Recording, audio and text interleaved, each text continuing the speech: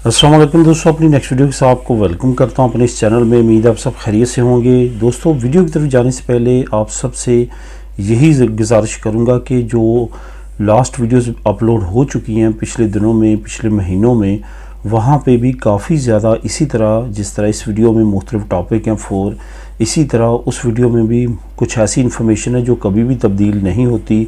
आप उन वीडियोज़ में जाके उन इन्फॉर्मेशन को देख सकते हैं, क्योंकि बहुत सारे दोस्त ऐसे हैं जो कमेंट करते हैं लेकिन बामुश्किल 1-2 हफ़्ते पहले वो इन्फॉर्मेशन ऑलरेडी शेयर हो चुकी होती है।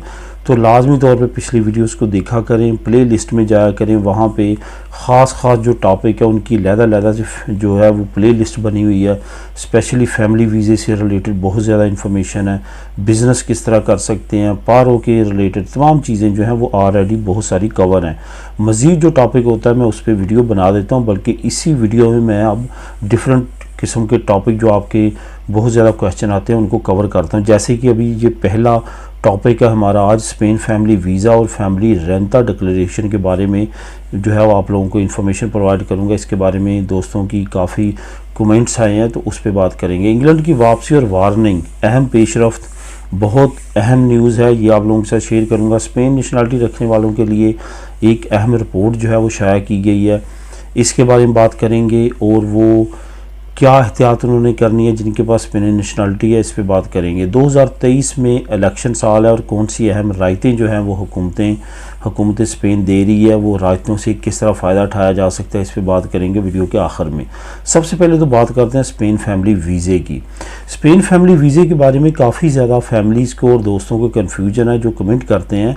फैमिली वीज़ा जो है उसको अप्लाई करने के लिए जो इकनॉमिक कंडीशन हुकूमत ने देखनी होती है, और उसके बाद आपका घर वगैरह वो तमाम चीज़ें आपको मालूम है कि देख के फिर आपका जो है वो एक्स्ट्रा खैरिया फिंगर लेटर निकालती है जिस पे आप फैमिली अप्लाई कर सकते हैं।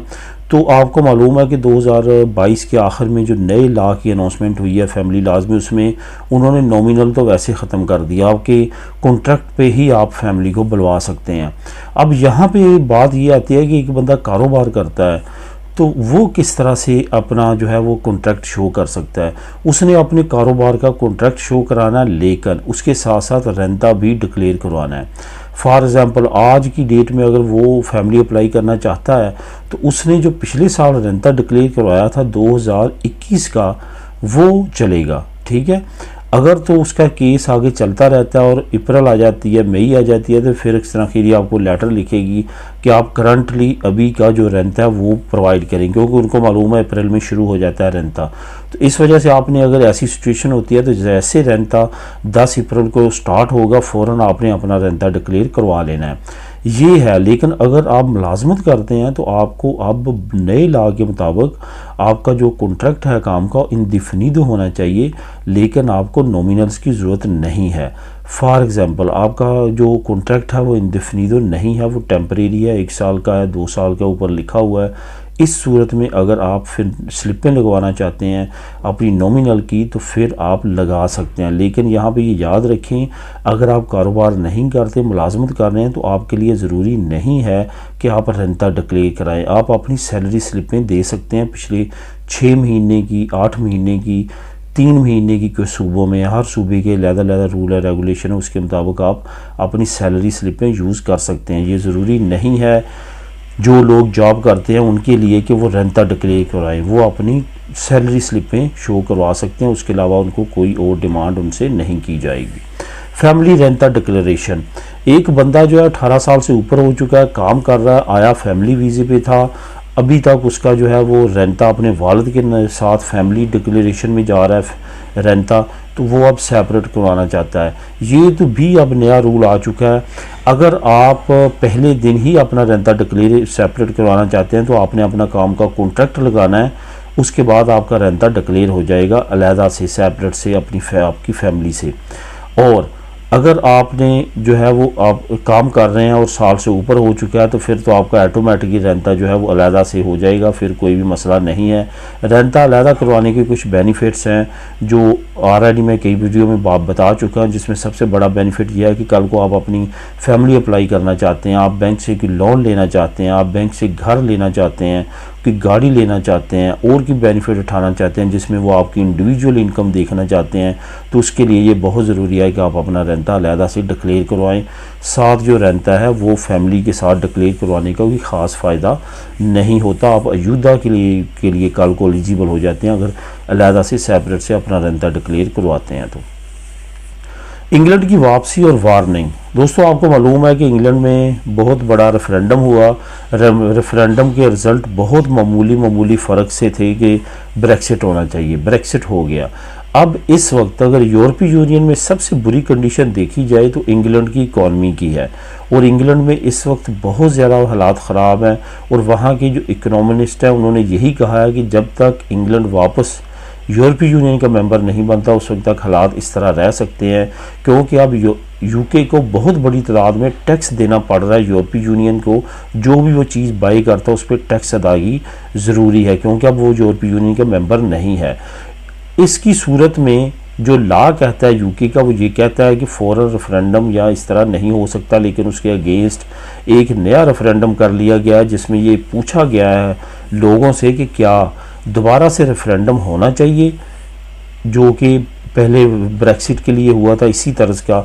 तो अब 65% लोगों ने कहा है कि ब्रेक्सिट की तरह का एक रेफरेंडम होना चाहिए, लोगों से पूछना चाहिए कि वो यूरोपीय यूनियन में दोबारा शामिल होना चाहते हैं या नहीं होना चाहते।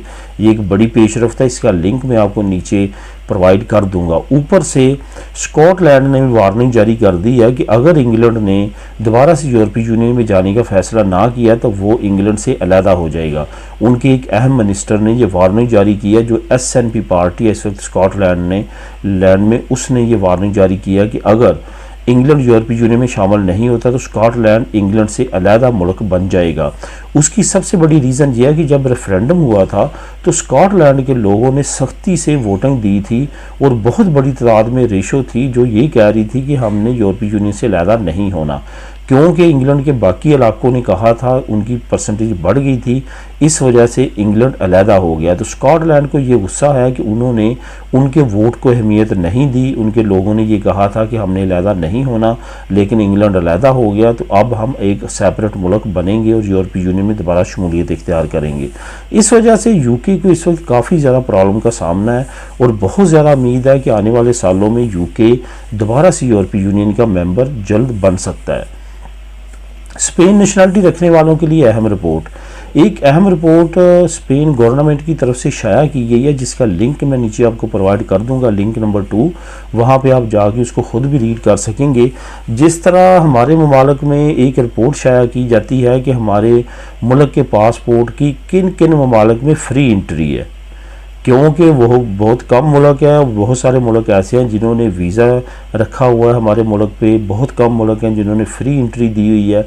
इसी तरह स्पेन की हुकूमत ने एक लिस्ट जारी की है, लेकिन इन्होंने उल्ट लिस्ट जारी की है कि हम वो ममालिक जहाँ पे स्पेन के पासपोर्ट रखने वाले वीज़े के बगैर नहीं जा सकते। बाकी तमाम दुनिया के ममालिक में एंट्री है, लेकिन 24 के करीब ऐसे मुल्क हैं जहाँ पे अगर आप जाते हैं तो आपको वीज़ा लेना पड़ेगा। वो रिपोर्ट जो है वो शाया की गई है, उसका जो लिंक है वो नीचे आपको डिस्क्रिप्शन में मिल जाएगा, लिंक नंबर 2। उस पर आप जाएंगे तो क्लिक करेंगे तो नीचे आपको उन ममालिक के तमाम के नाम आ जाएंगे और वहाँ पे रैंकिंग भी बताई गई है। रैंकिंग के हिसाब से जो जो ममालिक के पासपोर्ट इंतहाई निचली दर्जे पे हैं उनके नाम भी वहाँ पे लिखे हुए हैं। आप उसको क्लिक करें और उसको ख़ुद भी रीड कर सकते हैं। अगर आपके पास स्पेनिश नेशनलिटी है या जमा करवाई है, आने वाले वक्त में आप स्पेनिश नेशनल बनना चाहते हैं तो आपके लिए अहम लिस्ट है, उसको देखें, उसके बाद उन ममालिक में फ्लाई करें, अदरवाइज़ आपको वहाँ से डिपोर्ट किया जा सकता है। 2023 स्पेन इलेक्शन साल और अहम रायतें। आपको मालूम है कि स्पेन का इलेक्शन, जनरल इलेक्शन, बल्दियाती इलेक्शन जो है वो 2023 में होने जा रहा है। 23 मई को जो है वो बल्दियाती इलेक्शन है। तो उसके बारे में मैंने ऑलरेडी आपको एक अच्छी गुड न्यूज़ दी थी कि गैर मुल्कियों के लिए बल्दियाती इलेक्शन में जो परमानेंट रेजिडेंसी भी रखते हैं, टेम्परेरी रेजिडेंसी भी रखते हैं, लेकिन उनकी पदरौन किसी ख़ास एरिया में है, बल्दियाती इलेक्शन में वो भी वोट डाल सकते हैं। ये एक बड़ी पेशरफ्त है। इसके साथ साथ 2023 में जो मज़ीद रायतें हुकूमत देने जा रही है, उसमें आप लोगों के साथ मैंने एक न्यूज़ ब्रेक की थी कि टूल प्लाजे 2023 में शुरू होने जा रहे हैं। हर एक गाड़ी को शहर में एंट्री के वक्त कुछ ना कुछ टैक्स फीस पे करना पड़ेगी। वो पोस्टपोन कर दी गई है 2024 2024 तक 2023 में कोई भी किसी तरह का रोड टैक्स नहीं लिया जाएगा। इसके साथ साथ आपको मालूम है कि बसेस के, ट्रेनों के रूट्स जो है वो काफ़ी ज़्यादा फ्री कर दिए गए हैं और काफ़ी रूट्स पे 50% तक डिस्काउंट कर दिया गया। ये भी रायतें हैं। ग्रोसरी की प्रोडक्ट्स में काफ़ी ज़्यादा रायतें दी गई हैं। ये तमाम वो न्यूज़ हैं जो कि आपको बगाहे में आगाह करता रहता हूँ। इसके साथ साथ आपको मज़ीद जो है वो अयूदा बेनिफिट्स आने वाले वक्त में अनाउंस होंगे जो कि बर वक्त आपने अप्लाई करके हासिल करने हैं। तो दोस्तों ये थी आज की अहम न्यूज़ और इन्फॉर्मेशन। मिलेंगे नेक्स्ट वीडियो में नई अपडेट्स के साथ। अल्लाह हाफिज़।